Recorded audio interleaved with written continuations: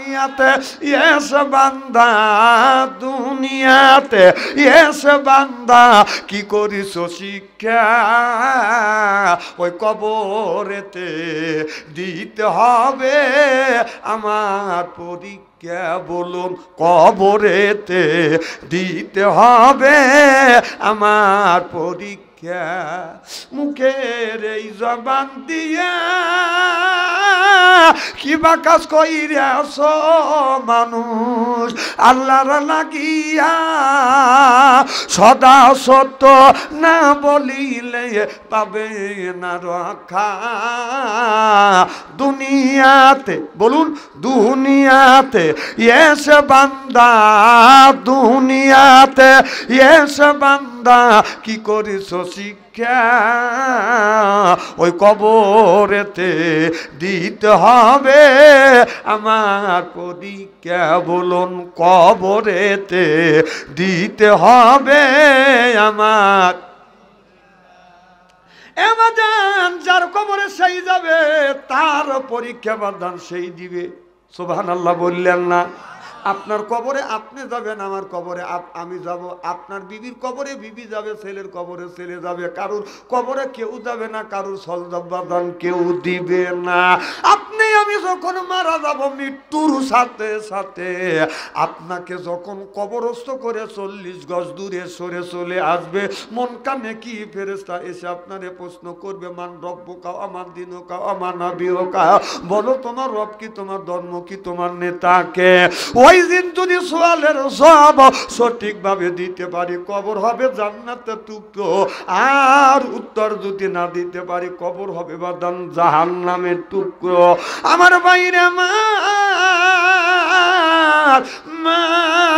খাদিজাতুল কুবরা রাদিয়াল্লাহু তাআলা আনহা যখন বাদান দুর্বল হয়ে গেলেন, অস্থির হয়ে গেলেন, যখন গায়ে বাদান প্রচন্ড জ্বর এসে গেল, আমার বিশ্ব নবীরে বলে ইয়া রাসূলুল্লাহ ইয়া হাবিবাল্লাহ, মানুষ যদি মরে যায় প্রত্যেকটা মানুষকে কবরস্থ করবে, প্রত্যেকটা মানুষ কবরের মধ্যে যাওয়ার পরে 3টে প্রশ্নের সম্মুখে হতে হবে। ওগো নবীজি, আমি খাদিজা, আমার তো তেমন কোনো আমল নাই, তত আমি দান খয়রাত করতে পারি নাই, অর্থ সম্পদ যত কিছু ছিল সব আমার নবীর কদমে কোরবান করছে, তার বড় বাদান কয় দান খয়রাত নাই।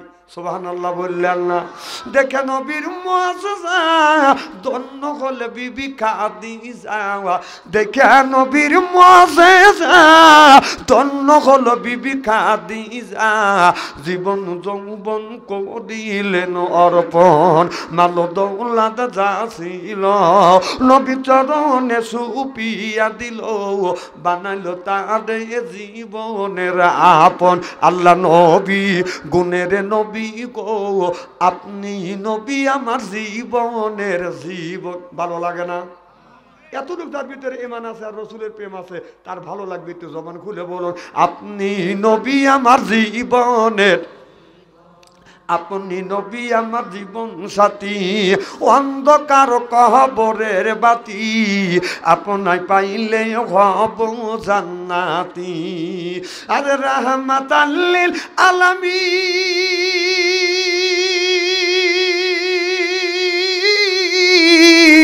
আপনি মুমিনের আপন, গুনাহগার উম্মতের আপনজন। আল্লাহ নবী গুণের নবী গো, আপনি নবী আমার জীবনের, হায় হায় আপনি নবী আমার জীবনের। প্রেমিক ছিলেন হযরত বেলাল, নবীর প্রেমে হইলেন কাঙ্গাল, সইলেন কত ও মায়ার জালাতন। দেখা নবীর প্রেমে বকতি, বিলাল রে দিলেন মুকুতি, দেখা নবীর প্রেমে বকতি, বিলাল রে দিলেন মুকুতি, সইলেন কত ও মায়ার জালাতন। আল্লাহ নবী গুণের নবী গো, আপনি নবী আমার জীবনের জীবন। চিল্লে এখন মারহাবা, ডেকে বলি ইয়া রাসূলুল্লাহ, আমার তো তেমন নেক আমল নাই নবী গো, আমি যদি মরে যায় ওই কবরের মধ্যে আপনি একটু গড়াগড়ি দিবেন, এরপরে ওই কবরের মধ্যে আপনি আমাকে শোয়াইবেন। নবী গো, ইয়া রাসূলুল্লাহ, ইয়া হাবিবাল্লাহ, আর আমি আপনি যখন আমাকে কবরস্থ করিবেন সব মানুষ সরে আসবে, আপনি আমার কবরের পাশে দাঁড়াইয়া ওই কবরের সওয়ালের জবাব, তিনটা প্রশ্নের জবাব দিয়ে দিবেন। আল্লাহর নবী বলে রে হাদিস সিস্টেম কারোর নাই, কারণ যে মরে যাবে, যে কবরে যাবে তার কবরে সেই তার কবরের সলজব দিতে হবে। মা খাদিজাতুল কুবরাকে বলল, খাদিজা রে তোমারও কবরের সলজব তোমার দিতে হবে। মা খাদিজাতুল কুবরা চোখের পানি পেলে কান্দে, নবী গো আমি এই উত্তর দিতে পারবো না। আল্লাহ নবী বললেন একজনের কবরের সলজব আর একজন দেওয়ার কোনো সিস্টেম নাই। আল্লাহ তাড়াতাড়ি করে বললেন, জিবরাইল তাড়াতাড়ি যে আমার বন্ধুর কাছে যা, আমার বন্ধুকে জানিয়ে দে আমার বন্ধুর বিবি খাদিজার কবরের সলজব আমার বন্ধু দিবে। সিল্লাকান আল্লাহু আকবার। আল্লাহ আল্লাহ মিকুনা শামসু কামা, আল্লাহ আল্লাহ মিকুনা আরদু জামা, আনতুম আওলানা বাস্তুম মুসলিম কিসান হায়, আনতুম আওলানা বাস্তুম মুসলিম হতা কাম হায়। আল্লাহ বলে জিবরাইল তাড়াতাড়ি যা আমার বন্ধুকে খবর জানাইয়া দে। জিবরাইল আলাইহিস সালাম ওহী নিয়ে চলে আসলেন। মুহাম্মদ হাইগিব না গুপ্তা তানা গুপ্তা জিবরাইল, জিবরাইল হাইগিব না গুপ্তা তানা গুপ্তা রব্বুল জলিল, সিল্লাইয়া কর মারহাবা।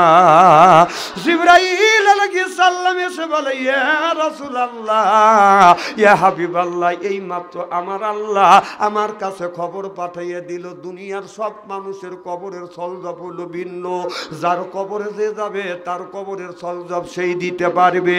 বিবির কবরের সলজব স্বামী দিতে পারবে না, স্বামীর কবরের সলজব বিবি দিতে পারবে না। ছেলে মারা যাবে, ছেলেরও কবরের সলজব বাবা দিতে পারবে না। বাবা মারা যাবে, বাবার কবরের সলজব ছেলে দিতে পারবে না। কিন্তু আপনার বিষয়, আপনার বিবি 11টা বিবি ছিলেন, আমার নবীর 11টা বিবি ছিলেন, তখনও তো বাজার নবী দ্বিতীয় বিয়ে করে না। আমার নবী বলেছে, আমার আল্লাহ বলেছে খাদিজা মারা যাবে, আপনার খাদিজার কবরের সলজব আপনি দিবেন। আল্লাহ এইটা আপনাকে পারমিশন দিয়েছে। চিল্লে এখন আল্লাহু আকবার।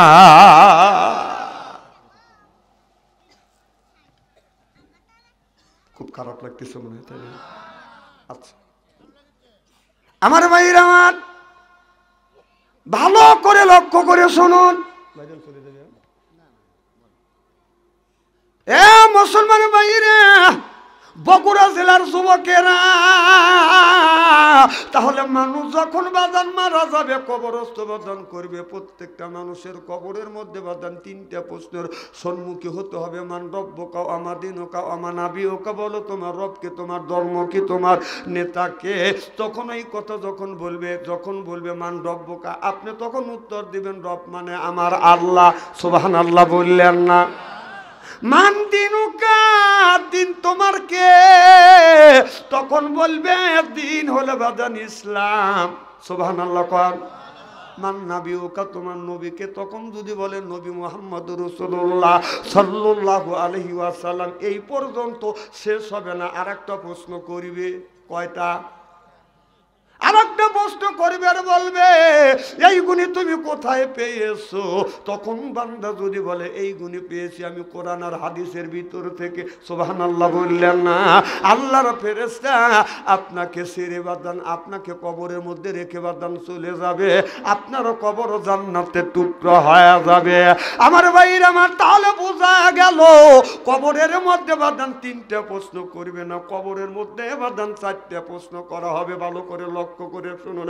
1 নাম্বার প্রশ্ন করবে মান রব্বুকা, 2 নাম্বার ওমা দীনুকা, 3 নাম্বার অনাবিয়কা, 4 নাম্বার হলো আপনার যখন 3টা প্রশ্নের উত্তর যখন হয়ে যাবে, 4 নাম্বার প্রশ্ন করবে এইগুলি তুমি কোথায় পেয়েছো? আপনি যদি বলেন এইগুলি কোরআন আর হাদিস থেকে পাইছি, সিল্লা সিল্লা কর মারহাবা। আল্লাহর ফেরেশতারা চলে যাবে।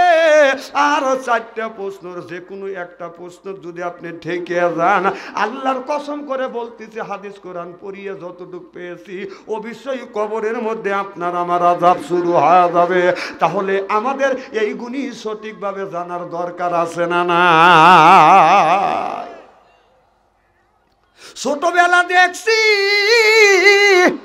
রাস্তা দিয়ে যখন হেঁটে গেছি, প্রত্যেকটা ফজর নামাজ পড়িয়া রাস্তা দিয়ে হেঁটে গেলে প্রত্যেকটা বাড়ির বাদান জানলার পাশ দিয়া দরজার ভিতর দিয়ে বাদান কোরআন তেলাওয়াতের আওয়াজ শোনা গেছে কি কোন গেছে কিনা? ইয়াসিন ওয়াল কুরআনিল হাকিম ইন্নাকা লামিনাল মুরসালিন। আগে ছোট্টবেলা দেখছি 20 বছর 30 বছর আগে দেখতে পারতাম রাস্তা দিয়ে হেঁটে গেলে প্রত্যেক বাড়ির ভিতর থেকে কোরআন তেলাওয়াতের আওয়াজ শোনা যায়। এখন ফজরের নামাজ পড়ে হাঁটে যাবেন, কোরআন তেলাওয়াতের আওয়াজ নাই, খালি গানের আওয়াজ। তুই আজ ভুলেই গেছিস মল্লিকাদের নাম বাবা বাবা বাবা। আমি বলি তুই তো আজ ভুলেই গেছিস আল্লাহ নবীর নাম। নবী আমার মদিনাতে আসছে শুয়ে, কে করে তার কাম? হারমোনিয়াম আর বাজাতে ইবলিস দিছে পাম, তুমি কইরো না পাম পাম, মোল্লাগারে বাইরে গেছে দাম, এখনো সময় আছে, মুখে লাও আল্লাহ নবীর নাম রে, আল্লাহ নবীর নাম। সিল্লে কোন ঠিক কিনে?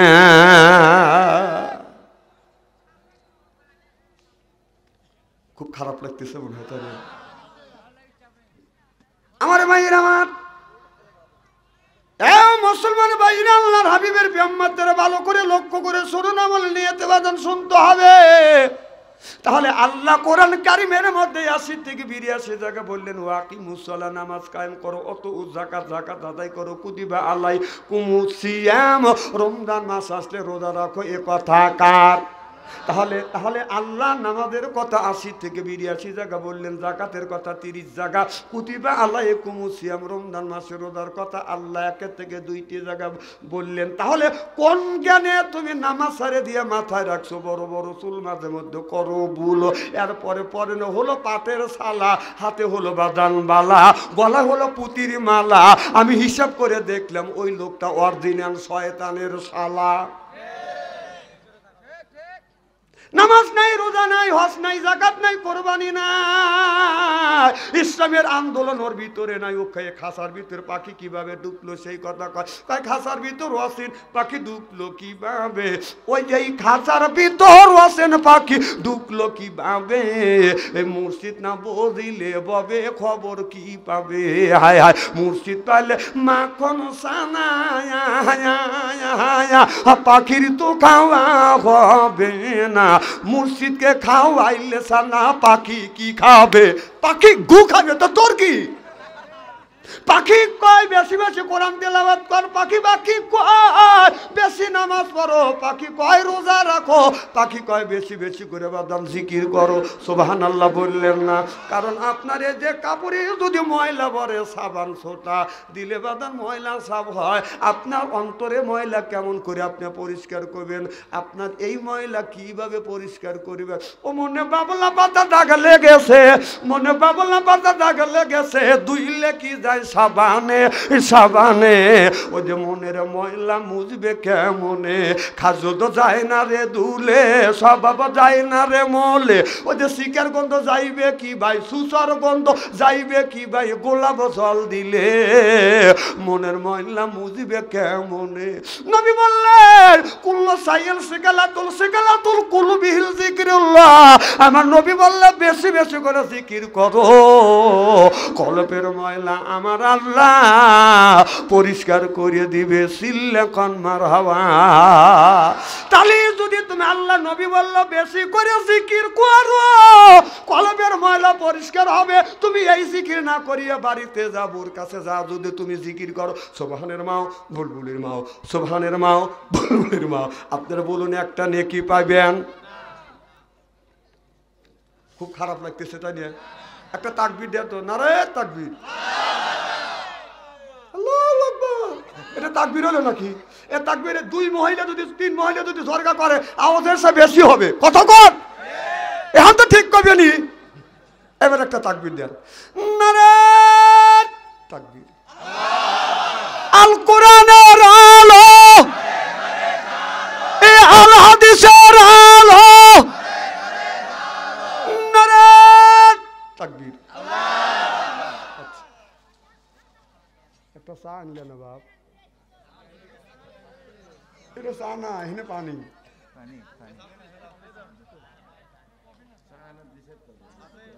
মনে হয় রাগ করতেছেন, তাই না? যাক, আপনার যতগুলি লোক আসছেন আল্লাহর কাছে দোয়া করি আল্লাহ যেন আপনাদের জান্নাত নসিব করে। আর যারা বাইরেতে আছে অথবা যারা ফিল্ডিং মারতেছে মোবাইল নিয়ে, আল্লাহ যেন ওদের বিনি হিসেবে বেহেশতে দেয়।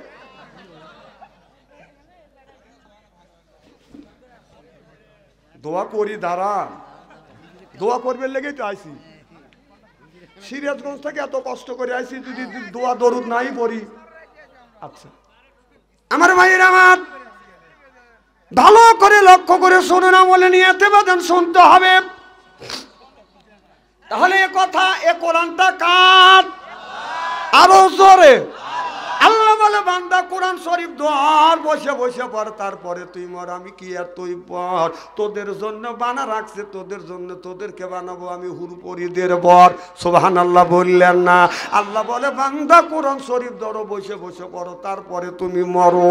এরপরে মুখে যদি রাখো দাড়ি, ছাইড়ে দিতে পারো নির্বাচনে সিগারেটার বিড়ি, আল্লাহ কয় বেহেশতে দিব আমি। পাও দিয়ে পাও টিপে দিবে হুরি আর নুরি, সিল্লা সিল্লা কন মারহাবা। আল্লাহ আদম, আল্লাহ বলে ও আদমের বেটা বেটি, তোমরা হলে আমার বান্দা। এরপরে করব না কোন রকমের দান্দা, এরপরে কোরআনের সাথেই থাকবো আমরা বান্দা। আমরা যারা কোরআনের মাহফিলে আসছি আল্লাহর বান্দি, আর করব না স্বামীর সাথে কোনোদিন বন্দি। কোরআন আর হাদিসের কথা শুনে বাড়ি চলে যাব হইয়া আল্লাহর খাঁটি বান্দি। মা বোনদের আপনার পক্ষে গেছে, এমন করতেছে ঠিক। আল্লাহ কয় বান্দা তোমরা হলে আমার বান্দা, আমার দোস্ত, এই জন্য তোমাদের খাওয়াই আমি আল্লাহ কত রকমের গোস্ত, এরপরে অনেক রকমের মাছ, বিভিন্ন রকমের বাদান ফল। এরপরে কোরআন শরীফ পড়ি। আপনার কোরআন পড়তে পড়তে সূরার শেষে পড়ে দেখি সূরা নাস। খাবার যখন খাইতে বসি, খাবার যখন বেশি হয়ে যায়, দুই হাত দিয়ে নিষেধ করি, আর দিয়েন না, বাস বাস বাস। চলবে তো? মারহাবা সরকন আমার ভাইয়েরা, আমার এই কোরআনের মধ্যে আল্লাহ বলতেছে ইয়া আইয়ুহাল্লাযিনা আমানু, ওহে ঈমানের বিশ্বাসীরা, কু আনফুসিকুম আহলিকুম নারা, নিজে বাঁচো, তোমার আহেল পরিবারকে বাঁচাও। আজকে নিজেও বাঁচলাম না, আহেল পরিবারকে বাঁচাইতে পারলাম না, কারণ আমার ছেলের বয়স হলো বাদান, আমার ছেলের বয়স হলো বাদান আপনার 10 বছর, মেয়ের বয়স 10 বছর, তার হাতে বাদান দিছি বাদান স্ক্রিন টাচ মোবাইল।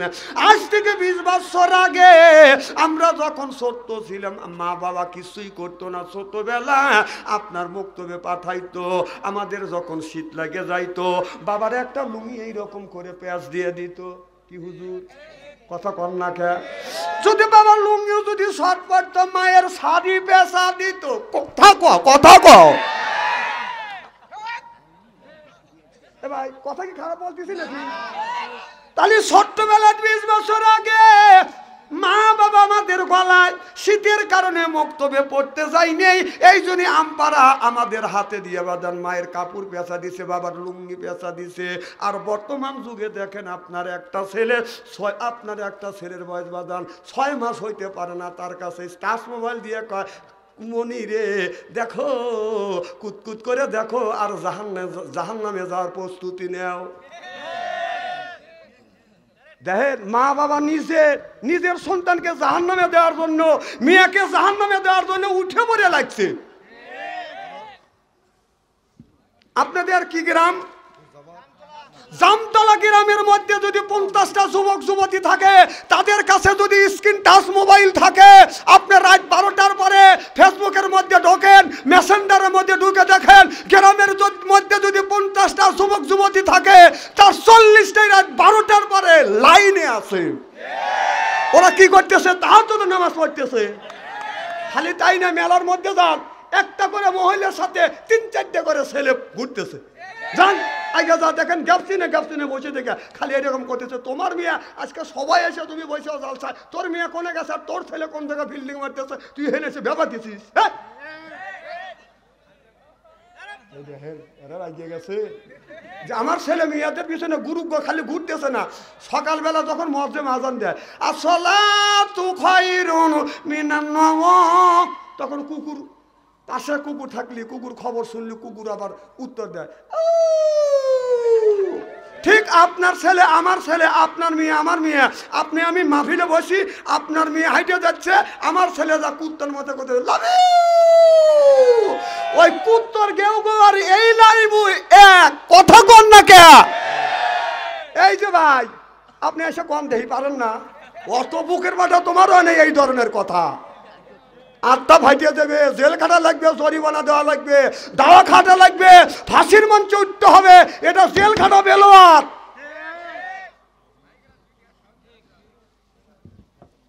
খুব মনে খারাপ লাগতেছে তাই না? আচ্ছা এই কাহালু আমার জীবনের প্রথম ওয়াজ করবো আজ, আর আমার জীবনের শেষ ওয়াজ, যাতে জীবনে না আনেন এই কাহালু আলার, আমার সেই ওয়াজটাই করে যাবো ইনশাল্লাহ। জিকির করুন লা ইলাহা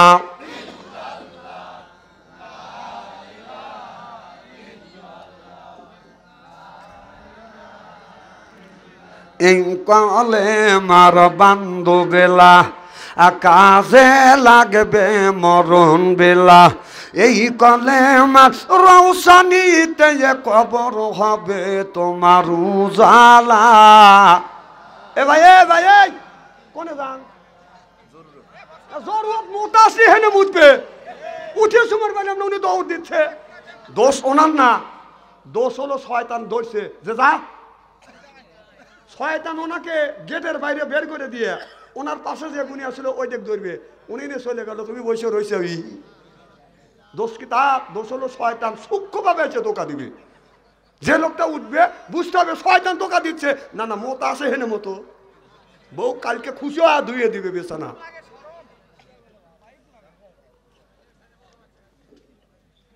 আমার ভাইয়ের আমার, হযরত ইব্রাহিম আলাইহিস সালাম আল্লাহর কাছে বলেছিল রব্বি হাবলি মিনাস সলিহিন, আল্লাহ তুমি একটা নেক বেটা দাও। আল্লাহ তাকে একটা নেক বেটা দান করছে, নাম হলো ইসমাইল আলাইহিস সালাম। আমরা যেগুনি জন্ম দিছি এটা বেটা না ঠেটা শয়তানের জেটা, রাস্তা দিয়ে যাই বাদান বাজাইলে এটা বেটা কিয়ামতের দিন খাবে জাতা পেটা।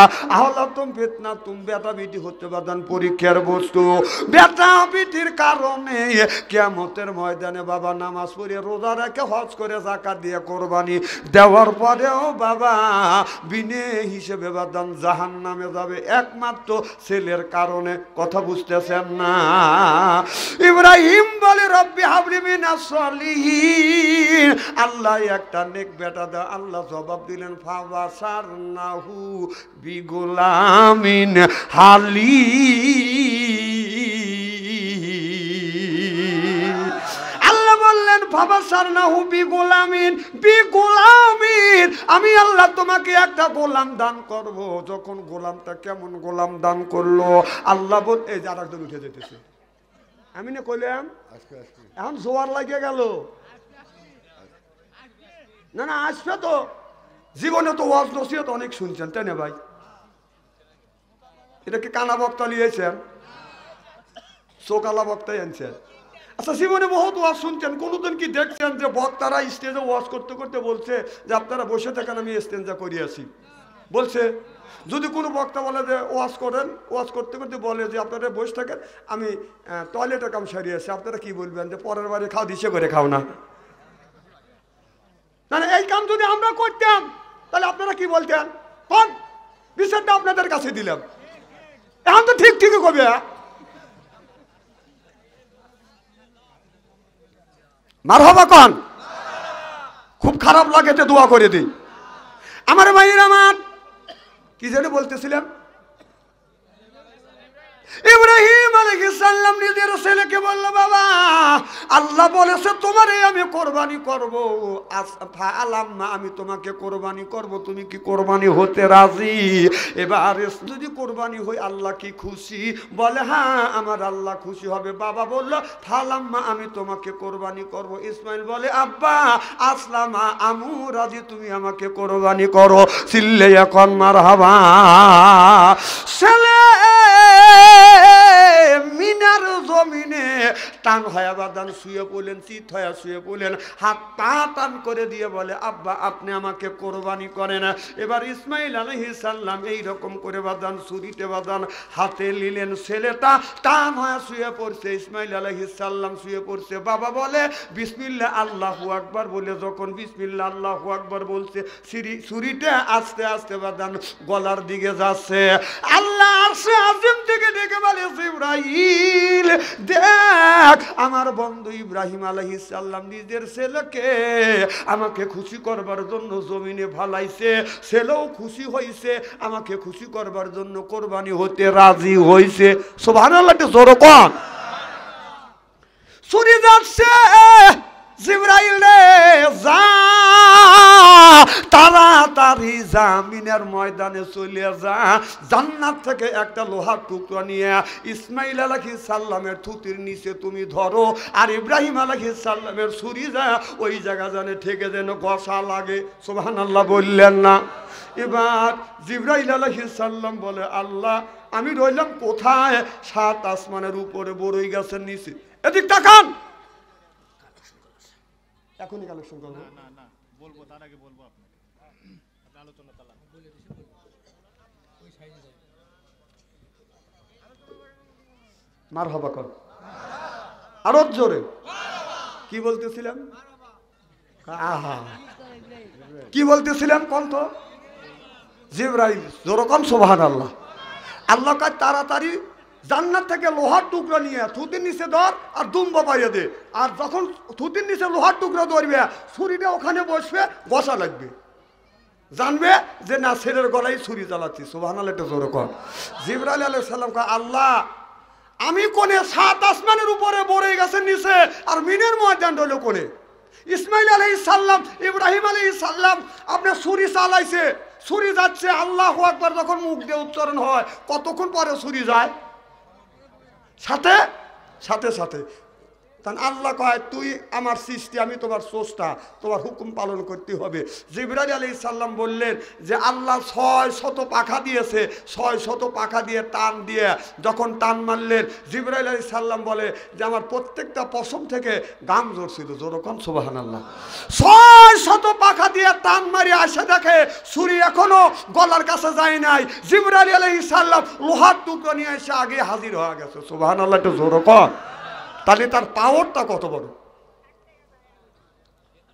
আমার ভাইয়ের আমার, তাহলে আমি আপনাদের বুঝাইলাম ইব্রাহিম আলাইহিস সালাম বলে আসলা ফালাম আমি তোমাকে কোরবানি করব। ইব্রাহিম আলাইহিস সালাম বলার সাথে ইসমাইল আলাইহিস সালাম বলে আসলাম আমি রাজি।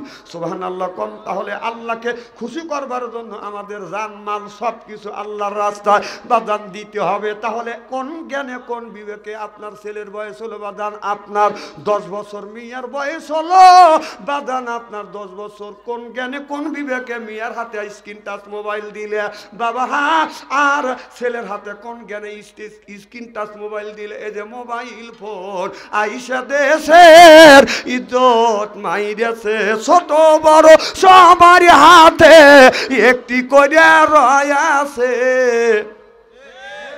12 বছরে এক ছেলের হাতে মোবাইল ফোন, হাতে হাতে কানের কাছে ফোন লইয়া ভাই প্রেমের আলাপ করিতে আছে।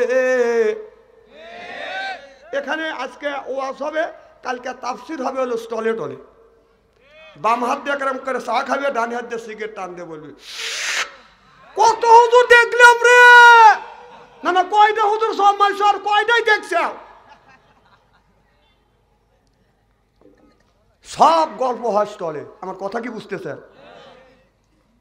একজনের মিয়া রাজশাহী ভার্সিটির পরে স্টলে যা গল্প করে, এই কথা মানুষকে শুনুন লাগবে না যে আমার মেয়ে রাজশাহী ভার্সিটির পরে গল্প করতেছে আমার মেয়ে রাজশাহী ভার্সিটির পরে ওই জায়গা ছেলের বাবা ছিল কে রে ওর মেয়ে রাজশাহী ভার্সিটির পরে এই গল্প স্টলে এসে করতেছে সব জানতেছে তাহলে আমার ছেলে ভার্সিটির পরে এই গল্পটা কেউ তো জানলো না তার মেয়ের বাবা যেই বলছে ছেলের বাবা বলতেছে তোমার মেয়ে রাজশাহী ভার্সিটির পরে এই গল্প কি স্টলে এসে করা লাগবে নাকি দেখকে আমার ছেলে ওই ভার্সিটির পরে আমি তো গল্প করি না ছেলের বাবার গল্প হচ্ছে না মেয়ের বাবা চিন্তা করতেছে আমি গল্প করি ও ধমক দিয়ে আমাকে দাবায় তার মেয়ের বাবা উপরে থাকার জন্য বলতেছে শোনো গ্রামের অনেকেরই মেয়ে আছে সব মানুষ কিন্তু ভার্সিটির পড়াতে পারে না ঠেলা আছে আমার মেয়ে রাজশাহী ভার্সিটির পরে মাসে লাগে 10,000 টাকা তো ছেলের বাবা চিন্তা করতে গপ্প তো খুবই করতেছে ছেলের বাবা বলতেছে তোমার মেয়ে রাজশাহী ভার্সিটির পরে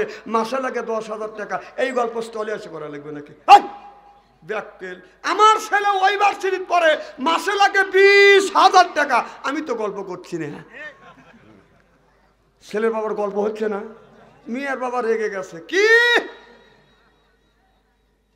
তোমার ছেলে যে ক্লাসে যে ভার্সিটির আমার মেয়ে সেই ক্লাসে সেই ভার্সিটির তো আমার মেয়ের লাগে মাসে 10,000 টাকা আর তোমার ছেলের মাসে 20,000 টাকা লাগে কারণ কি গাল গপ্পর জায়গা পাও না কারণ কি তো ছেলের বাবা বলতেছে তোর মেয়ের মাসে 10,000 টাকা লাগে আমার ছেলের মাসে 20,000 টাকা লাগে কারণ হলো এই তোর মেয়ে মিস কল দেয় আমার ছেলে ব্যাক করে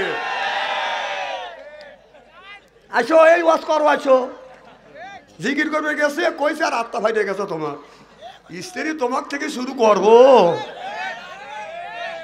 আমি না কইছি যে উঠলাম খালি স্টোরি করে থুয়ে যাবো আজকে হয় বগুড়া জেলা কাহালু থানা আসবো না হয় না আসবো এক কাহালু না আসলে কি হবে বাচ্চা আন্তরিক এমন কোনো দিন নেই যে 50টা 100টা দাওয়াত ফেরত দেয় না ফেলু মনে করেন না এত মানুষের মধ্যে আমার ওয়াজ করা লাগবে না আবার পিছপালে টাকা দেখতেছ শরম করতেছে না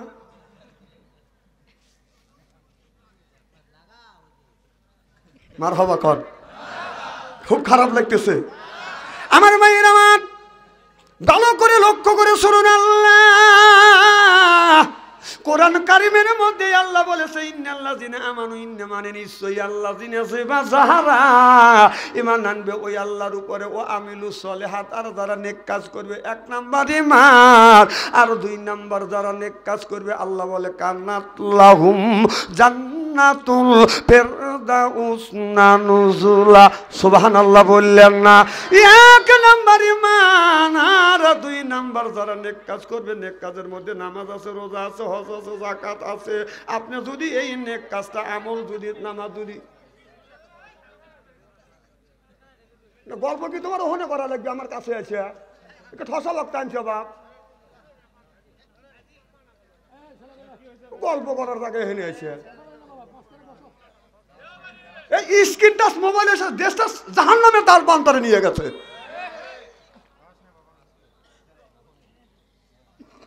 খুব খারাপ লাগে মনে হয় তাই না কি কোন খারাপ লাগতেছে নারাত তাকবীর কি জানে বলতেছিলাম তাহলে ইবাদত যদি করতে চান আল্লাহ বলেন কুলু মিন তাইয়্যিবাতুল মা রাযাকনাকুম আগে হালাল খাও এরপরে ইবাদত করে এই ইবাদত কবুল করিবে কে তাহলে আল্লাহ এই জায়গা বলতেছে লা তাকুলু সুদ তো খাওয়া দূরের কথা তার দ্বারের কাছেও যায় না আর এই জায়গা আল্লাহ বলতেছেন কুলু মিন তাইয়্যিবাতুল মা রাযাকনাকুম আগে হালাল খাও এরপরে ইবাদত করো তুমি হালাল না খাইয়া হারাম টাকা উপার্জন করিয়া ঘুষের টাকা সুদের টাকা উপার্জন করিয়া তুমি যদি ওই জিনিস খাইয়া যদি তুমি ইবাদত বন্দেগী করো যতই নামাজ পড়ো না কেন কিয়ামতের ময়দানে ওই লোকটা সবচাইতে বাদান অসহায় হয়ে যাবে তাহলে কোন জ্ঞানে কোন বিবেকে তুই সুদ খাইলে আজকে সুদ খাও বাদান গুনাহ সুদ খাওয়া বাদান হারাম আপনার মল খাওয়াটা বাদান হারাম যেরকম ঠিক কিনা যারা খায় সুদ ওদের নাই কোনো ঘুষ এর পরে বাদান সুদের টাকা লাগায় আরো বেশি বেশি করে লাগায় আর সুদের টাকা বাদান খায় এরপরে যেই যুবকের হাতে আছে বাদান টাচ ফোন ভালো থাকে না ওদের মন এরপরে যেই যুবকের নাই অর্থ প্রেমে হয়ে যায় ওই যুবকটা বাদান ব্যর্থ প্রেম করে খাইছে ছাকা হয়ে গেছে বাদান বাঁকা মন হয়েছে ফাঁকা রাগ করে চলে যায় ডাকা না ডিজিটাল যুগ না, ডিজিটাল ওয়াজ করা লাগবে মাঝে মধ্যে।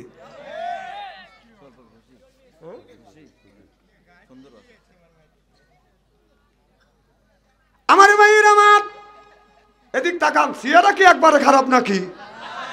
আলেম যতই কালো হোক, আলেমের চেহারার দিকে চাওয়া থাকলে সগীরা গুনাহ আল্লাহ মাফ করে দেয়। সুবহানাল্লাহ সরকন। তুমি চেয়ারম্যানের চেহারার দিকে চাওয়া থাকলে সগীরা গুনাহ মাফ হবে না। আল্লাহই কথা বল, আল্লাহ রাসূলের কথা বলেন নাই। আমার ভাইয়ের আমার তাহলে সুদ খাও হারাম, ঘুষ খাওয়া বাদান হারাম। যেটা আল্লাহ করছে হারাম ওইটা আমাদের কাছে হয়ে গেছে বাদান আরাম। সুদের টাকা আপনি লাগাইলেন, ভালো করে শোনেন, সুদের টাকা লাগাইয়ে ওই টাকা দিয়ে আপনি গরুর গোশত নিয়ে আসলেন, বিবিকে বললেন বিবি রে গরুর গোশত আনছি বুনো করে দেও। গরুর গোশত যদি বুনো করে দেয় কিরকম টেস্ট লাগবে? ভালো লাগবে না। তাহলে হারাম জিনিস আরাম মনে করে তুমি যদি খাও, তাহলে আপনার মল খাওয়া তো বাদান, গু খাওয়া তো হারাম। আপনার ফ্রিজ নিয়ে আপনার টয়লেট থেকে এক ফ্রিজ আপনি মল তুললেন, গু তুলিয়ে খাবারের সময় এক পিস করে আপনি গরুর গোশত খাইলেন, আর গুটা সালাদ বানাইয়া খান না? খান না? না, ওইটা যদি হালাল মনে করে, ঘুষ যদি সুদ আর ঘুষের টাকা যদি ওই টাকা দিয়ে গরুর গোশত যদি খাইতে পারেন হারাম জিনিস আরাম মনে করে, তাহলে মল তুলে এক টুকরো গরুর গোশত খাও আর এক টুকরো মল তুলে এরকম করে খাও না? এখন কিনে করতেছে, খাতে কিনে করে না। আমি জানি যে আজকে আমি চলে গেলে আব্দুল্লাহ মাসুদ বলবেন যে বাংলাদেশে খায়া কাম নেই, বাংলাদেশে কত বক্তা রয়েছে, টাকার আনা বাচ্চা বাচ্চা অন্তরে কানছে। হ্যাঁ, না আমি আপনাদের কথা বলতেছি বাঁচানোর জন্য। যারা খায় সুদ তাদের নাই কোনো হুঁশ। কথা কন না কে? ওদের কি হুঁশ আছে? ওদের কোন হুঁশ নাই বাদাম। সুদের টাকা খাইয়া নামাজ পড়িয়া আল্লাহর কাছে যাইয়া বাদাম মোনাজাত করে, আল্লাহ তুমি দোয়াটা কবুল করো। এই দোয়া বাদান কবুল হবে না। গ্রামের মধ্যে যদি গজব আছে, সুদখোর আর ঘুষখোরের কারণে বাদান গজব আছে। আপনার দেশের মধ্যে যদি গজব আছে, পাড়ার মধ্যে যদি গজব আছে, একমাত্র সুদখোর আর ঘুষখোরের কারণে বাদান গজব আছে। তাহলে আপনার গজব আনবে সুদখোর, ভোগ করবে সব মানুষ। কয় ঠিক? তাহলে আপনারা গজব ভোগ করবেন। গ্রামের মধ্যে একজন সুদ খাবে, ওই শালা সুদ খাওয়া দেশের মধ্যে গজব আনবে, আর আমরা কি সব মানা দেবো? কথা কর না কে? আমি জানি জীবনে আমাকে আনবে না। যারা কথা বলতেছে না এরা মনে হয় এর মধ্যে জড়িত আছে। এতে রাগ করতেছ তাই না? না না, সুদের কথা কি আমার কথা বলতেছি? কথা কার? তাহলে আল্লাহ বললেন কুলুমিন তৈয়বাতুন মা রাযাকনাকুম, আগে হালাল খাও তারপর ইবাদত করো। তাহলে আল্লাহ বলছে সেইটা আমি বললি ও আমার উপরে গরম দেখা, আমি আমাকে নরম পাইছি। নরম পাও আমাকে না? যাও তা কগা। সুদের সবচাইতে ছোট গুনাহ আপন মায়ের সাথে অবিরোধ জেনার গুনাহ হয়। নাউযুবিল্লাহ, খুব ধীরে কর। না না, যে গুনাহটা আপন মায়ের সাথে জেনার গুনাহ হয়, সেই গুনার কাজ আপনি কেন করেন বলেন?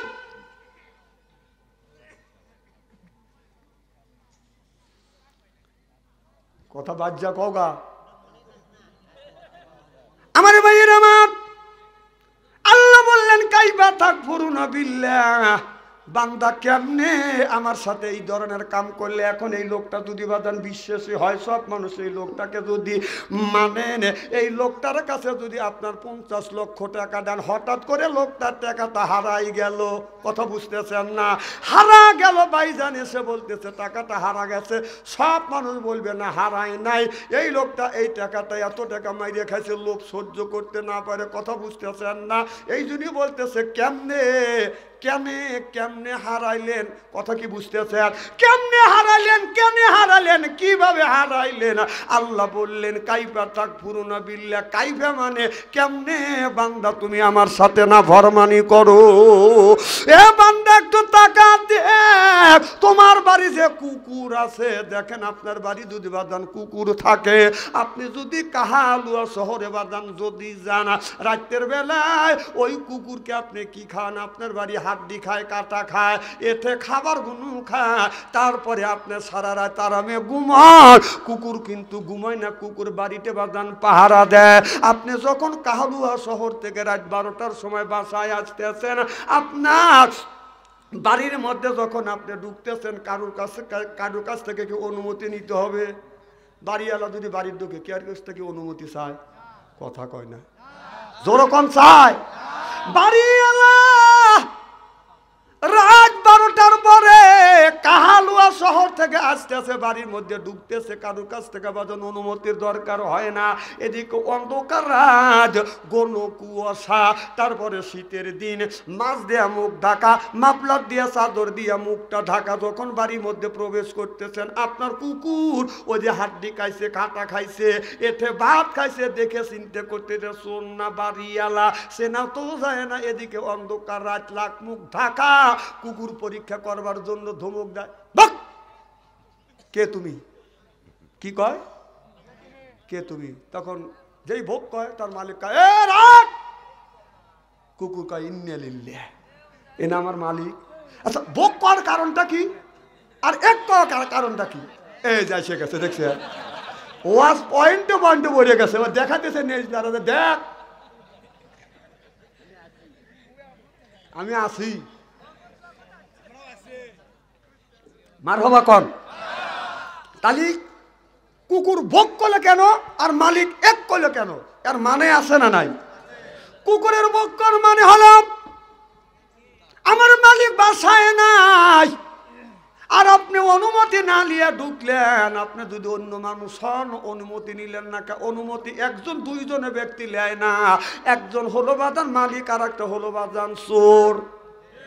চোর যখন বাদাম চুরি করতে ঢোকে কোনো বাড়িতে, ওই চোর কি বাড়িওয়ালার কাছ থেকে অনুমতি নেয়? আমি আজকে তোমার বাড়ি চুরি করব, যারা কথা বললো না এরা আমাকে অনুমতি নেয়, কি কর নেয়? এই জন্য বলতেছে ভোগ তুমি কে? আমার মালিক তো নাই। মালিক তখন কয় তুই আমার বাড়ি খাস, আমার বাড়ি থাকিস, আর আমাকে কইস ভোগ। তখন কুকুর কয় এ না আমার মালিক, মালিকের কাছে না, আমি ভুল করে ফেলছি। কুকুর তখন দৌড়া যায়, মাথাটা নিচের দিকে দিয়ে নেচতে এইরকম করে নড়ায়। মালিক অন্ধকার রাত, মাছ দিয়ে আপনার মুখটা ঢাকা, এদিকে অন্ধকার, এদিকে ঘন কুয়াশা, চাদর মাফলার দিয়ে ঢাকা, আমি আপনাকে চিনতে পারিনি, আপনি বক বলে গালি দিছি। নেজ নাড়াই আর কয় আই এম সরি। কথা কয় না রে, কথা কয় না কে? কুকুর মানুষের কাছে অন্যায় করিয়ে মালিকের কাছে অন্যায় করিয়া যা বলে, মালিককে চিনতে পারিনি, আমার ভুল হয়ে গেছে, আমাকে মাফ করে দাও। আমরা আল্লাহর শ্রেষ্ঠ বান্দা, শ্রেষ্ঠ জীব হইয়া কোন জ্ঞানে কোন বিবেকে আমরা সুদ খাই? বান্দা কেমনে কাইবা তাক ফুরুন বিল্লাহ, কেমনে আমি আল্লাহ আমার সাথে নাফরমানি করো, কেমনে তুমি সুদ খাও? হ্যাঁ, কেমনে সুদ খাও?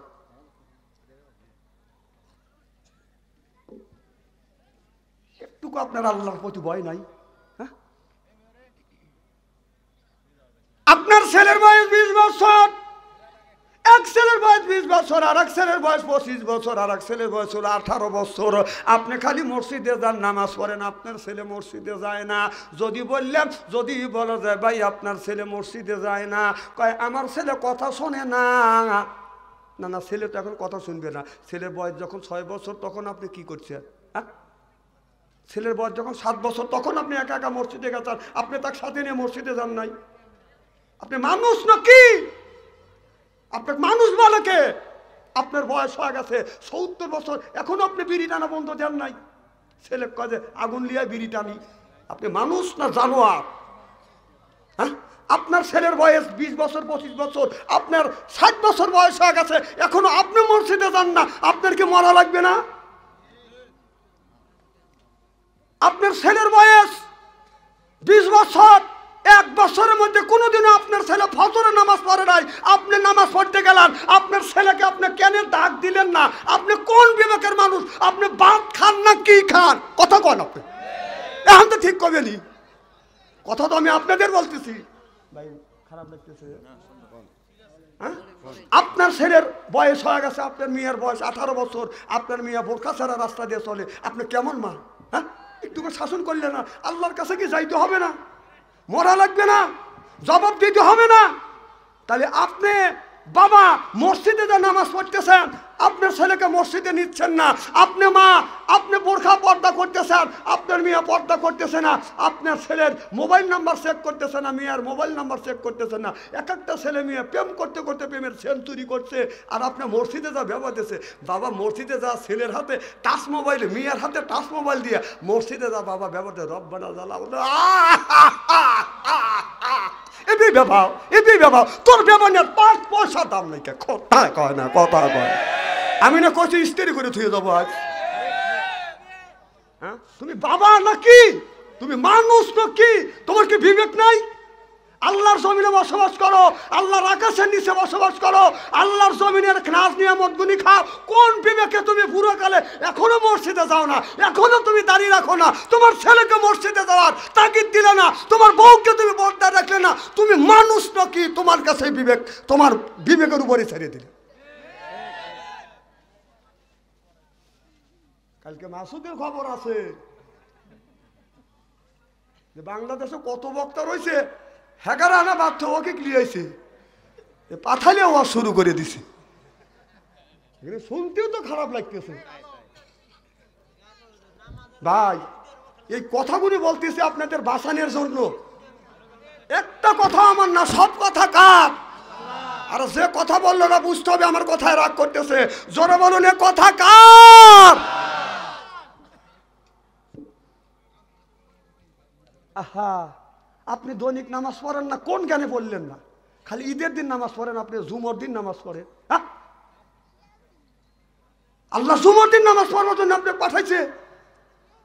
আপনার একটা ছেলে একটা মেয়ে জন্ম দিলেন, তার জন্য আপনি চুরি করতেছেন, ডাকাতি করতেছেন, মানুষের সাথে সন্ত্রাসী চাঁদাবাজি করিয়ে টাকা নিয়ে এসে এসে খাওয়াইতেছেন। তবে বাংলাদেশের মধ্যে আমি সবচাইতে হিসাব নিকাশ করে দেখলাম, বাংলাদেশের মধ্যে কেউ অন্যায় করিয়া, একজন অন্যায় করলে, একজন যদি এই লোকটা যদি মানুষ খুন করে, এর খুনের দ্বার এর গাড়ির উপরে চাপবে, কেউ কি নিবে চায়?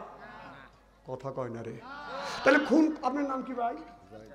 জাহিদুল ইসলাম মানুষকে খুন করলো, ওই খুনের বার কি? আপনার নাম কি? জিয়াউর রহমানকে নিবে? কথা কয় না, কি কোন নিবে? তাহলে আপনি সুদ খাইলেন, আপনি ঘুষ খাইলেন, গুতনি তো আপনার খাওয়া লাগবে। আপনার ছেলেও নিবে না গুতনির বার, আপনার বউও নিবে না গুতনির বার। কথা কয় না। হ্যাঁ, তাহলে মানুষ খুন করে যদি মানুষের বার একজন খুন করলো, আর একজন যদি ওর বার না নিয়ে যদি জেল না খাটে, জরিমানা যদি না দেয়, তাহলে আপনি সুদ আর ঘুষ খায়া এটা আপনার ছেলে খাওয়াচ্ছেন, আপনার মেয়ে খাওয়াচ্ছেন, আপনার বউ খাওয়াচ্ছেন। আপনি যা আপনার বউ, আপনার ছেলে, আপনার মা যা বলেন যে আমি যে সুদ খাচ্ছি তোমাদের এনে খাওয়াচ্ছি, তোমরা কি এই গুতনি যে কবরের মধ্যে না গুতনি দিবে, গুতনির ভাগ দিবে? আল্লাহর কসম করে বলতেছি, আপনার বিবি বলবে গুতনি খাবি, সুদ খাচ্ছিস তুই, গুতনি খাবি তুই। তাহলে গুতনি খাবে তুমি একা, তাহলে তুমি তোমার একটু কমান শেষ নাই? হ্যাঁ, যে আমি খাওয়া দাওয়া যে বাবাকে সুদ খাওয়া বাবাকে খাওয়াচ্ছি, আর গুতনি তো ঠিক মতো আমারই খাওয়া লাগবে।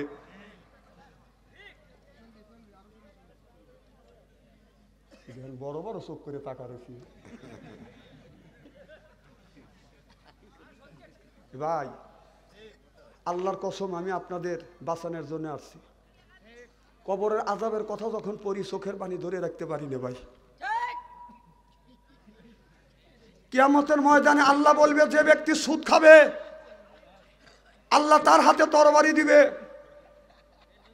আর আল্লাহ একটা তরবারি হাতে নিবে, আর রাসূল সাল্লাল্লাহু আলাইহি সাল্লাম তরবারি হাতে নিয়ে বলবে, দুনিয়া তোকে সুদ খাওয়া নিষেধ করছিলাম, তোরা তো সুদ খায়, মানে আল্লাহর সাথে যুদ্ধ ঘোষণা করা।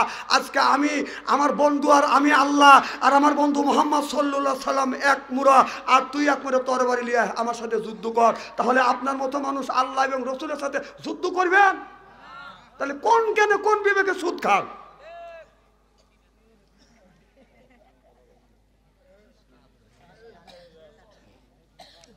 আমার ভাইয়ের আমার, ওই দিকে যেতে চাই না, আল্লাহর হাবিবের উম্মতের ভালো করে লক্ষ্য করে শুনুন, আল্লাহর নবী আখিরি জামানার পয়গম্বর মুহাম্মদ রাসূলুল্লাহ সাল্লাল্লাহু আলাইহি সাল্লাম বাদান সফরে যখন বাদান বের হয়ে আছেন, ইতিমধ্যে আবু বকর আর আমার নবী বাদান বের হয়ে গেলেন, রাস্তায় গেলেন বাদান, প্রতিমধ্যে বাদান ক্ষুধা লেগে গেলেন। ক্ষুধার যন্ত্রণায় আমার নবী হাঁটতে পারেন। আমার নবী বলে, আবু বকর, আমি রাসূল ক্ষুধার যন্ত্রণা সহ্য করতে পারতেছি না, আবু বকর রে খাবারের কিছু ব্যবস্থা করো। ও বাজান, খাবারের ব্যবস্থা করতেছে বাজান, খাবারের ব্যবস্থা করবে কোথায়? খাবার নাই, যারা কাছে যায় বাজান খাবার চায়, তারাই বলে মুহাম্মদ সাল্লাল্লাহু আলাইহি সাল্লামের নামে খাবার নাই।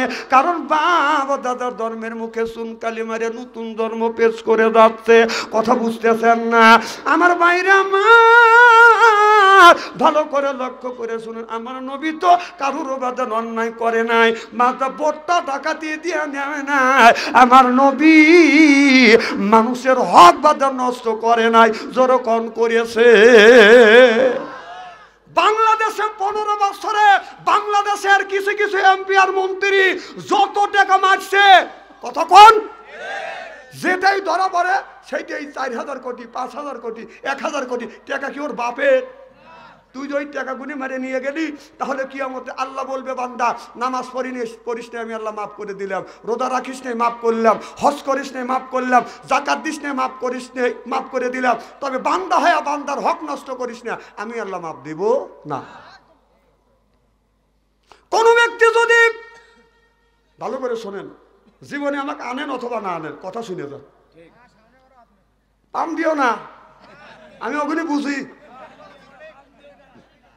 কোন ব্যক্তি যদি 3 পয়সা বিনিময়, 3 পয়সা দুনিয়ার বুকে বাদান যদি ঋণ রেখে যদি মারা যায়, 3 পয়সা ঋণ রেখে যদি বাদান মারা যায়, কিয়ামতের ময়দানে 700 বছরের নামাজের সওয়াব দিতে হবে।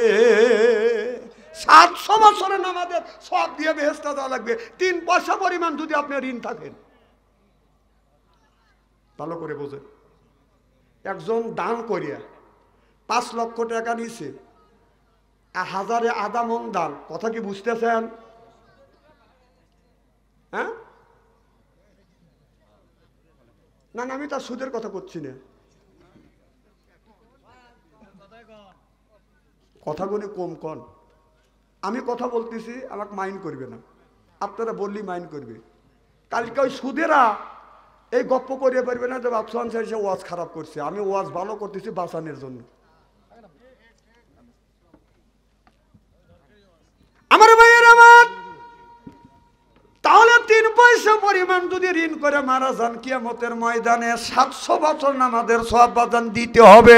কয়শো রাকাত নামাজ পড়ছেন, কয়শো বছর আপনি ইবাদত করছেন, আপনাদের ঋণ নিয়ে বাদান মারা গেলেন, এই জন্য 3 মানুষের ঋণ আপনি শোধ করে যাবেন। আল্লাহর নবী বলেছেন, মানুষ যদি মারা যায়, নবী বলেছে এই লোকটা ঋণ আছে কিনা, যদি ঋণ পাওয়া যায়, নবী বললেন ঋণটা তুমি শোধ করে দাও, জানাজার নামাজ পড়াবো। আর ঋণ যখন না শোধ করছে, আমার নবী ততক্ষণ পর্যন্ত জানাজার নামাজ পড়ায় নাই। তারও যদি আত্মস্বজন থাকে, তারা যখন ঋণের দায়টা যখন নিচে রসুল জানাজার নামাজ পড়াইছে, যখন তার কোনো ছেলে সন্তান অভিভাবক নাই, তখন নবী বলছেন ঋণের বোঝা আমি রাসূল মাথায় নিলাম, চিল্লে এখন মারহাবা। আর আমাদের দেশে 15 বছরে কোটি কোটি টাকা, 15.5 বছরে কোটি কোটি টাকা নিয়ে মামার বাড়ি শুয়ে আছে। কতক্ষণ এই যে দেশটা দেউলিয়া বানাইছে সাবেক প্রধানমন্ত্রী, দেশটা দেউলিয়া বানাইছে সাবেক প্রধানমন্ত্রী। ওই যে সোনার দেশটা শোষণ করলো, লুইটা পুইটা খাইয়া রে প্রধানমন্ত্রী। কোথায় রইলেন কামরুল ইসলাম, কোথায় কাদের কাকা, কই গেল সে ওই মহিলার স্যাটাং স্যাটাং কথা। কোথায় রইলেন কামরুল ইসলাম, কোথায় কাদের কাকা, কই গেল সে ওই মহিলার স্যাটাং স্যাটাং কথা। ওই যে দলের মানুষকে ভাসাইয়া, দলের মানুষকে ভাসাইয়া দিল্লি করলে বাসা রে প্রধানমন্ত্রী। ওদের 41 সাল পর্যন্ত ক্ষমতায় থাকিবে, নমরুদের মতো দেশটা শাসন করিবে। মনে হয় দেশটা ওর বাবার। 41 সাল পর্যন্ত ক্ষমতায় থাকিবে, নমরুদের মতো দেশটা শাসন করিলে। ওই যে ছাত্রদের ওই রক্ত নিয়ে কেমন খেলা খেললে রে প্রধানমন্ত্রী। না আমার কথা হলো যে বিগত আরো সরকার তো পরিবর্তন হয়েছে, কি কোন হয়েছে কিনা? সেতে দলের নেতাও পলায় নাই, নেত্রীও পলায় নাই, দলের কর্মীও পলায় নাই, নেতাও পলায় নাই। এমন পচা দল কেন করবে? হ্যাঁ, তোর মা আসফেল লেগে গেছে। এবারে দেখলাম তোর মা যতগুলি খুন করছে 3000 বার তার ফাঁসি হবে। তোর মা আসতেছে, হ্যাঁ, আরো আশা করেই রয়েছে মা আসবে 3000 ফাঁসি গলা লিবের লেগে। কইছে যে তোর মা কইতেছে আমি দিল্লি রয়েছি, দিল্লি থাকি, মরগা তোরা হয়। কারণ ওই মা তো অত খারাপ আসছিল না, ওই মা খারাপ করছে এই সমস্ত চামচেরা। না ওই দল তো আরো লোক করছে, কি কোন করে নাই? কথা কয় না। তারা কি গ্রাম থেকে পালাইছে? তুই পালালি কে? নিশ্চয় তোর মধ্যে তুই চুরি করছিস, মানুষের অন্যায় করছিস। টাঙ্গাইল মাহফিলে গেছে আমাদের এলাকার এক নেতা, আমাকে জড়া ধরে কান্দে, হুজুর দোয়া করেন, আমার দোয়া আর আসতেছে না। কারণ 15 বছর মাহফিল করবে দেয় নাই ভাই। না কোরআন হলো আল্লাহর কোরআন, আল্লাহর জমিনে আমরা তেলাওয়াত করব, আল্লাহর জমিনে প্রচার করব। সেই কোরআনের আয়াত, সেই কোরআনকে বন্ধ করবার জন্য তোরা উঠে পড়ে লাগছিলি, তাহলে আল্লাহর সাথে তোরা যুদ্ধ ঘোষণা করছিস, তোরা দিল্লি যাবি না, আমরা বলবো নাকি? যারা ইসলামী আন্দোলন করছে, জামাত ইসলাম করছে, যদি দাড়ি রাখছে তাদের উপরে সিরিন অভিযান করছে, একটা আলেম ওলামা দাড়ি কেটে বলেছে, উনি তোমরা তো বললে যে খেলা হবে, খেলবেন লাগে খালি বাবাকে ডাকো। পাবলিক যখন শুনতে বিতিস না, পাবলিক যখন খেলা করার জন্য রেডি হয়ে গেল আর মাঠে পেল আর নাই, সব বেকারা বলাইছে। হ্যাঁ, কয় মা আসবে, মা কবে আসবে? মা কা বাদ দাও, শোনো, যতদিন ডাক্তার ইন্নুস আছে একদিন খালি দোয়া ইন্নুস পড়তে থাকো, দোয়া ইন্নুস পড়তে থাকো। যদি নির্বাচিত সরকার আছে, তুমি যদি কাউর মাথায় ইটের ডেল দিয়ে থাকো, তাহলে তুমি গুনে রাখো তোমার মাথায় পাথরের ডেল পড়বে, পাথরের ডেল।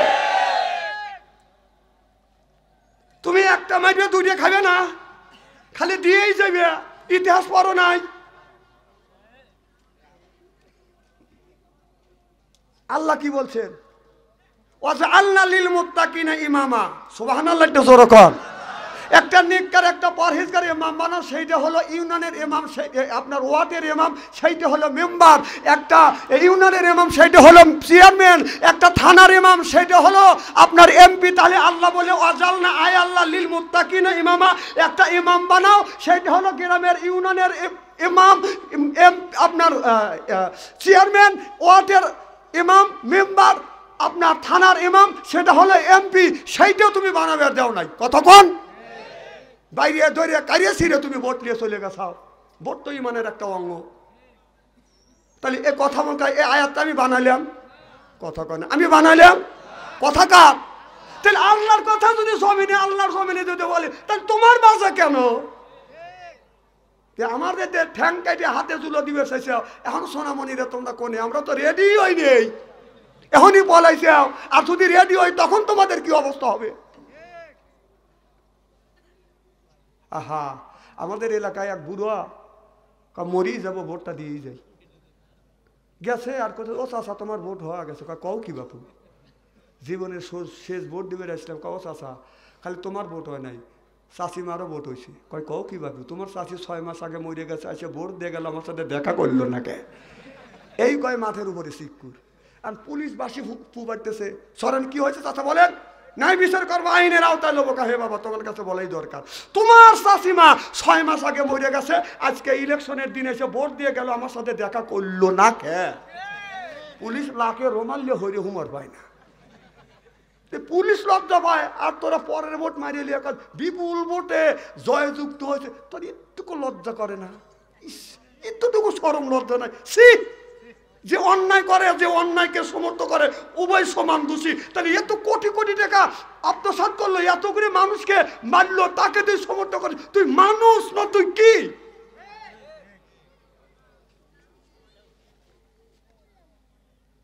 আমার ভাইয়ের আমার নবী আর আব্দুল মাসুদ বাদান রাস্তা দিয়ে বাদান যাচ্ছে, আমার নবীর ক্ষুধা লেগে গেছে, খাবার যায়, খাবার বাদন পায় না, হাঁটতে হাঁটতে যায়, দেখে ছোট একটা বাচ্চা বাদন বকরি রাখালি করতেছে।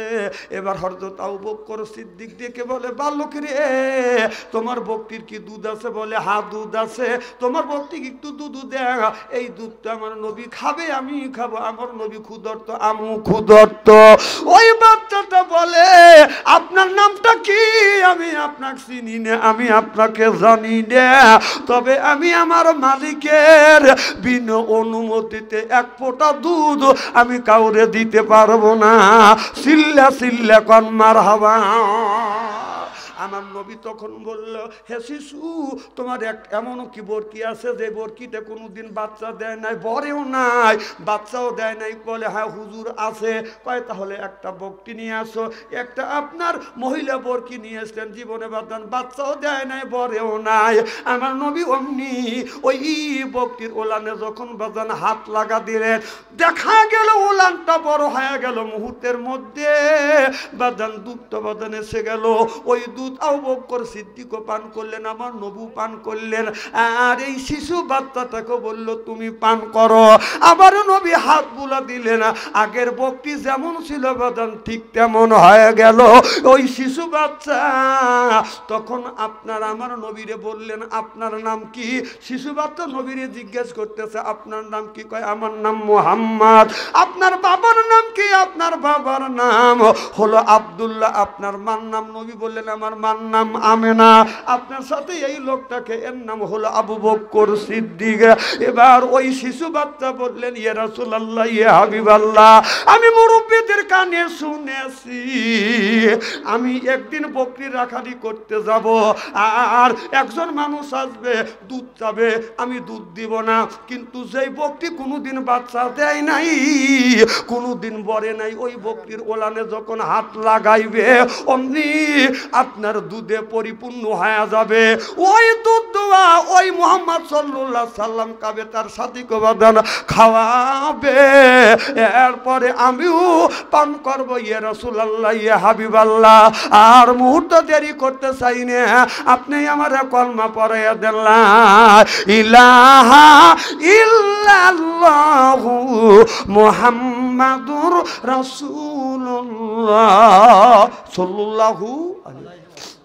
ওই শিশু বাচ্চার নাম হলো হযরত আব্দুল মাসুদ। সুবহানাল্লাহ।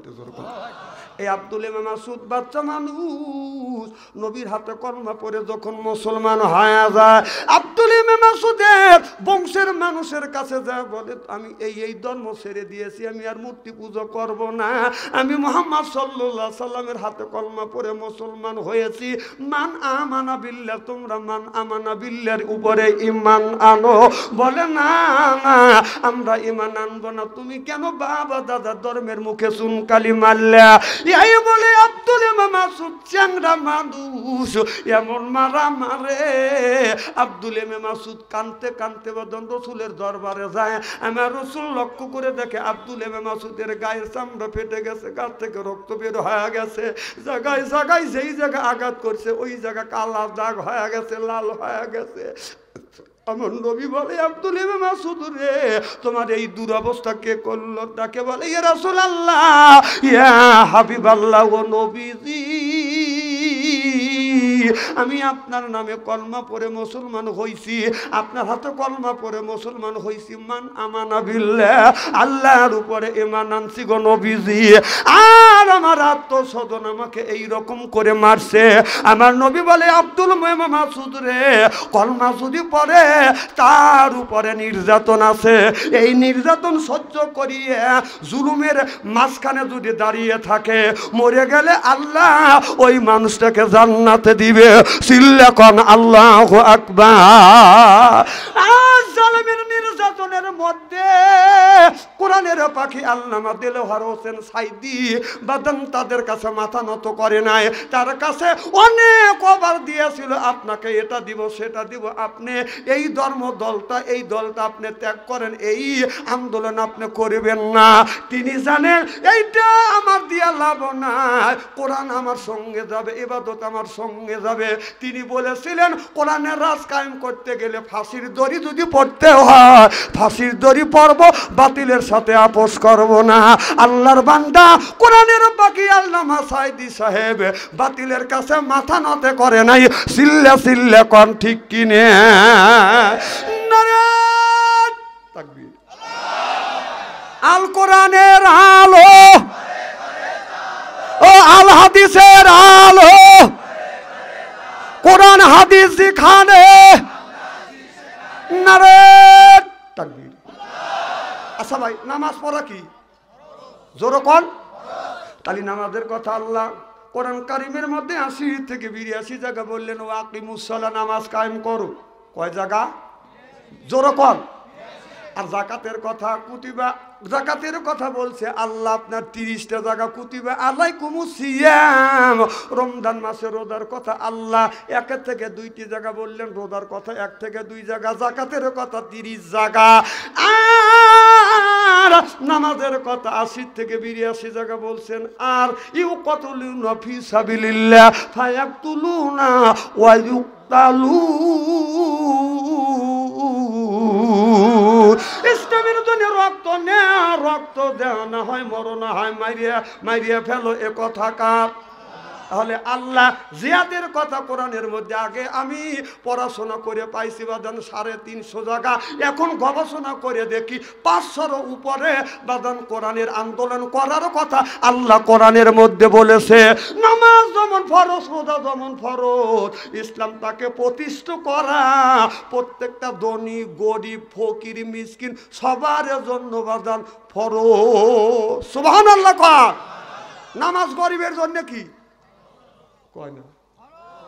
ফকিরের জন্যে, ফকিরের জন্যে, দলির জন্যে। ঠিক কোরআনের এই আইন আল্লাহর বিধিবিধান কায়েম করা, প্রতিষ্ঠিত করা ফকিরের জন্য যেমন ফরজ, গরিবের জন্য ফরজ, ফকিরের জন্য যেমন ফরজ, ধনীর জন্য যেমন ফরজ, বুড়োর জন্য যেমন ফরজ, ছেলের জন্য যেমন ফরজ, মহিলার জন্য যেমন ফরজ, নামাজ যেমন ফরজ, দিনটা কায়েম করা, ইসলাম প্রতিষ্ঠা করা প্রত্যেকটা লোকের জন্য ফরজ। খালি ফরজ না, ফরজে আইন। সুবহানাল্লাহ জোরে কর। তাহলে কি করতেছি কর? নামাজ পড়ে বেহেশতে যাবে, যাও, আল্লাহ যদি দেয় আমার কোনো আপত্তি নাই, তবে কোরআন হাদিস পড়ে যতটুকু আমি পাইছি খালি নামাজ পড়ে বেহেশতে যাবে। আর বাম প্রত্যেক তুমি ভোট দিয়ে আল্লাহর কাছে বেহেশতে দিতে চাও, রব্বানা জালামনা, আল্লাহ বেহেশতে দিও, আল্লাহ কায় দেবো না, খালি তুই আয় আমার কাছে আয়।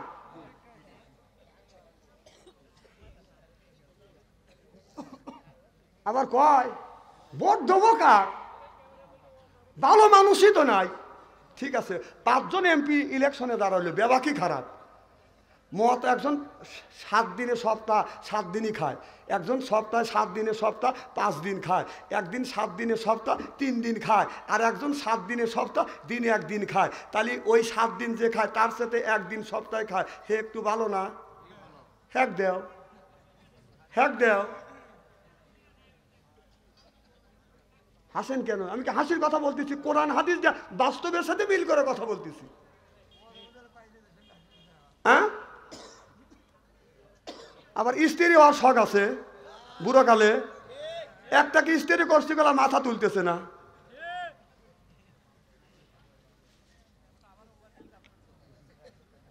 আমার মায়ের আমার ওই দিকে যেতে চাই না। আল্লাহ বলে ও কত রব্বুকা, হে বান্দা আমার দাসত্ব করো, আল্লাহ তাবুদু আমার গোলামি করো, ইল্লা ইয়াহু আমার বন্দেগি করো, আপিল ওয়ালে দাইনি ইসানা। আল্লাহ বলে বান্দা আমার দাসত্ব আমার গোলামি করবার পর তোমরা তোমার নিজ নিজ পিতা মাতার খেদমত করো। আজকে মা হইছে বুড়ি, গার যাইতে আমার বুড়ি বাবা হলো বুড়া, পিঠের উপর দরে দরে বুড়ো, শ্বশুর হচ্ছে আব্বা জান, শাশুড়ি হচ্ছে আম্মা জান, বিয়ে করছে পিয়ারে জান, ওরা সব জানে না জান, পরাণের পরাণ জোর কন ঠিক কিনে।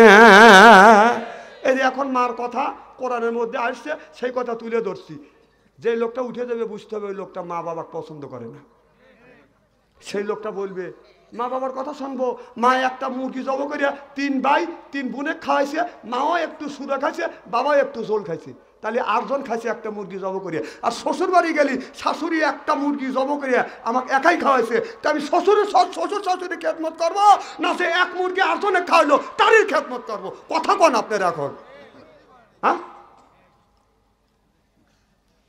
শাশুড়ি একটা মুরগি জব করে তোমাকে কোত করে খাওয়াইছে, আর মানে তোমাকে পাম দিছে যে আমার মেয়ে একজনই ভালোবাসে। আপনি যদি শ্বশুর বাড়ি যায় শাশুড়ি বলে যে মা আপনার মেয়ে কাজকে দিছি, বাথাম দিয়ে বাড়িয়েছি, গেলিবারে মুরগির বস্ত জব করে দিবে? কথা কয় না রে, কইলে কুত্তো নাবলি বাড়তে। আহা, আজ মার কদর নাই যুবক, ওই মারে তুমি কেন গালি দাও, ধমক দাও? আল্লাহ বলে ওয়াকুল্লাহুমা কওলান কাদিমা, মার সাথে নরম নরম কথা কও, বাবার সাথে নরম নরম কথা কও। খবরদার মা বাবার সাথে চোখ রাঙাইয়া কথা বললো না। ও বাজান, অনেক ছেলে আছে মারে ধরে বাজান মারে। আমি বলি যুবক রে, কেন তুমি তোমার মারে গালি দাও? তুমি তোমার মারে মারো। তুমি যখন তোমার মায়ের পেটে 10 মাস ছিলে, কতই যে তোমার মার পেটের মধ্যে তুমি গুতগুতি করছো, কলিজায় তুমি লাথি মারছো, তোমার মা তো ওই প্রতিশোধ কোনোদিন নেয় নাই। যুবক, ওই প্রতিশোধ তো তোমার মা নেয় নাই। মার পেটে কত গুতগুতি করছে, মা টান হয়ে শুইতে পারে নাই, তুমি পেটে লাথি মারছ। মা রাত্রিতে শীতের মধ্যে দাঁড়া গেছে, মা খাবার খাইতে বসছে, আর তুমি পেটে লাথি মারছ। মা খাবার থুয়ে দাঁড়া গেছে, হাঁটিছে। তোমার মা তো একটু রাগ করে নাই, চাষুক দুনিয়ায় আসলে ওর আমি প্রতিশোধ নিব। যুবক, মা বুড়ো হয়ে গেছে, আর ওই মারে তুমি কেমনে গালি দাও? মার মনে তুমি কষ্ট দাও, মারে ভাত কাপড় দাও না, বউর কথা শুনিয়া, শ্বশুর শাশুড়ির কথা শুনিয়া মা বাবাকে তুমি কষ্ট দাও।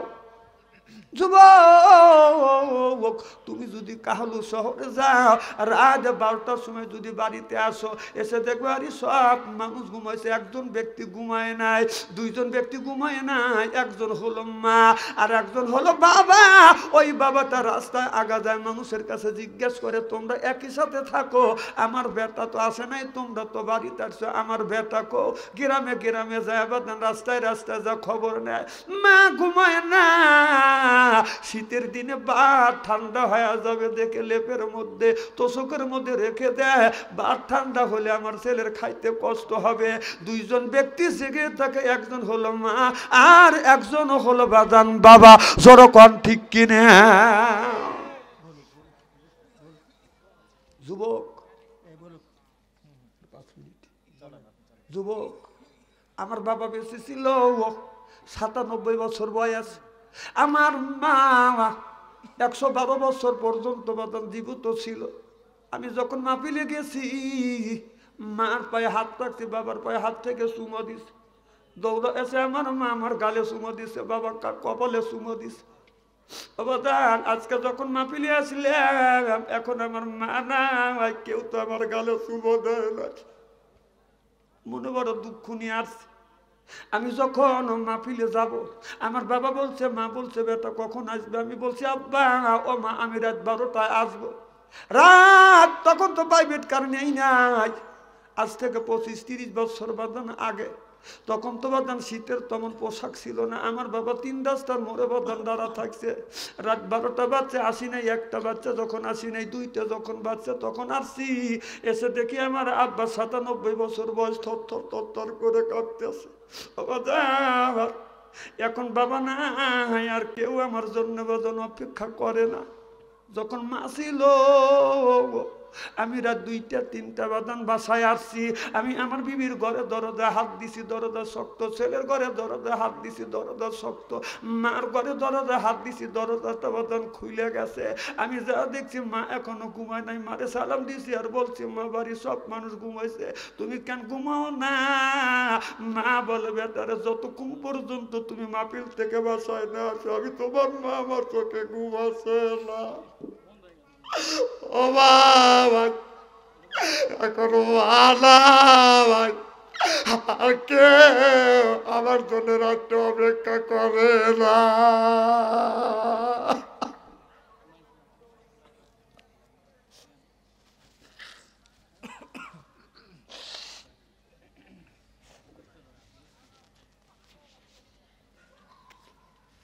যার মা নাই তার কলিজা আঘাত লাগবে, চোখে যদি পানি আসে, যেই মানুষটা মারে ভালোবাসে বাবারে ভালোবাসে ওই মানুষটার চোখে পানি আসে, কলিজায় যদি আঘাত লাগে ওই মানুষটার কলিজায় আঘাত লাগবে। আমার আব্বা মৃত্যুর পর দীর্ঘদিন আমার মা দুনিয়ায় বাদান বেঁচে ছিল। আমার মা 3 থেকে 4টা বছর বাদান আমার মা 3 থেকে 4টা বছর বেছানা পরে পায়খানা করছে, বেছানা পরে প্রসব করছে। আমি আমার বিবিকে সঙ্গে নিয়ে এই হাত দিয়ে 3 থেকে 4টা বছর আমার মার পায়খানা পিসাব পরিষ্কার করছি। আমার কোরআন শরীফ হাতে নিয়ে বলতেছি মাকে আমি গোসল করা দিছি, কোরআন শরীফ হাতে নিয়ে বলতেছি আমার মাকে আমি গোসল করাছি। আমার কি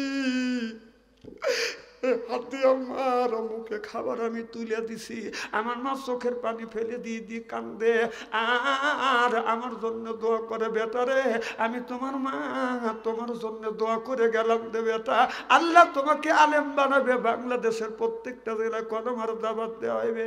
ও বাবা আর মা বলেছে হাজার হাজার মানুষ তোমার ওয়াজ শুনবে, মার দোয়া কবুল। আজ মা দুঃখিনী বেদন দুনিয়ায় নাই। ও বেদন কয়েকদিন আগে কনকনা শীত, আমি গভীর রাত গভীর রজনীতে আমি ঘরে দরজার পাশে দাঁড়াইছি, ছেলের ঘরে দরজা হাত দিছি দরজা শক্ত, বিবির ঘরে দরজা হাত দিছি দরজা শক্ত, কিন্তু মার ঘরে দরজার কাছে গেছি ঘরে তরে তালা দেওয়া। আমি মার ঘরের দরজার পাশে দাঁড়াইয়া কাঁদতে লাগলাম, আল্লাহ দুটো মা থাকতো আমার জন্য অপেক্ষা করতে হবে, কেউ আমার জন্য অপেক্ষা করে না।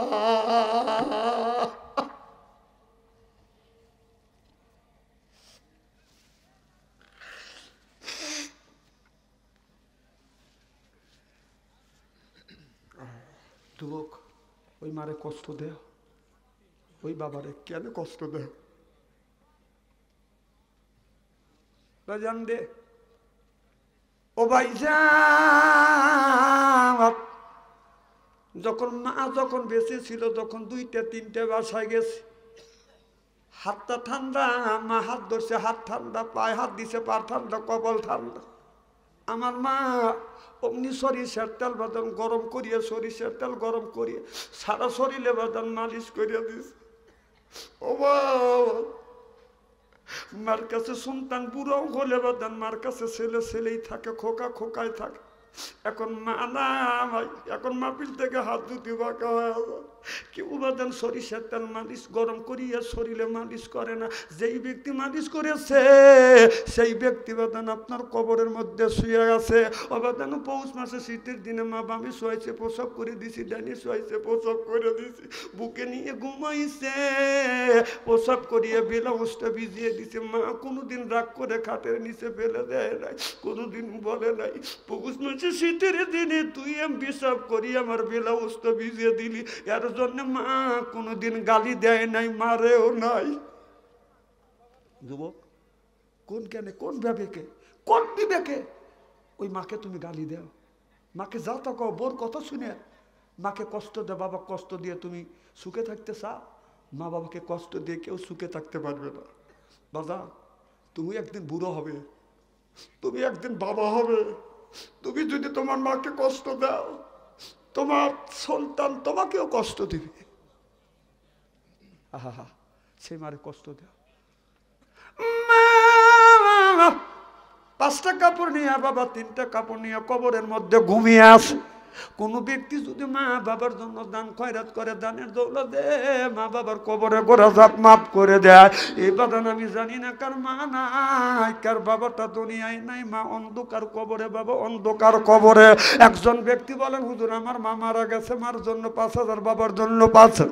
হাজার, একজন বলে 10,000 টাকা দেবো, একজন বলে 5,000 টাকা দিব, একজন বলে হুজুর 2,000 টাকা দিব, একজন বলে 3,000 টাকা দিব, একজন বলে হুজুর 1,000 টাকা দিব। 1,000 করে আমি 10 জন ব্যক্তির কাছে বাদন 10টা 1,000 টাকা চাই, 100 টাকা, 200 টাকা, 500 টাকা, 1,000 টাকা শূন্য হাতে কেউ যাবেন না, কারণ মা বাবা ওই কবরের মধ্যে বাদন শুয়ে আছে।